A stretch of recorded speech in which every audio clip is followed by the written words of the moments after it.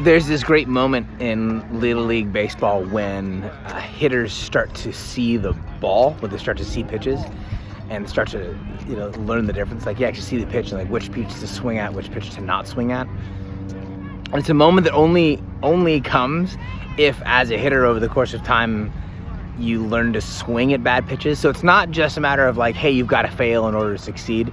It's literally that you have to actually fail trying, because there's a way to strike out that's called striking out looking. Like, you just it's a backwards K. You just watch the ball go by. But that doesn't help you learn to identify which pitches you can hit. The only way you learn to identify which pitches you can hit is by actually swinging at pitches. So you actually have to try and then fail in order to learn how to identify pitches. There is so much pressure to get it right in religion. There's so much pressure in something like learning to hear the voice of God, or learning to believe that God is actually moving, they're actually following the lead or the prompting of the Spirit of God. There's so much pressure to get it right that often keeps us from actually trying. So, two encouragements. Encouragement and a challenge. One, you gotta try.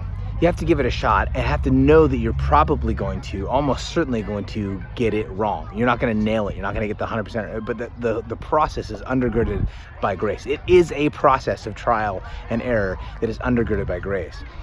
The other part of it is don't be someone who adds that pressure to someone else. Be a place in someone else's life where if they say, hey, I think this is God moving, or I think I heard from God, or I think this is what God is telling me, don't be someone who makes it about getting that right. Be someone who helps coach, who helps support, who helps say like, hey, you might be, and I'll support you in your effort to like follow through. And if it turns out that you didn't hear correctly, if you didn't hear all of it, that's cool. And we'll talk about what it looks like to swing at a better pitch next time. Literally the only way to learn to identify like pitches that are coming across the plate is by swinging it as many as possible.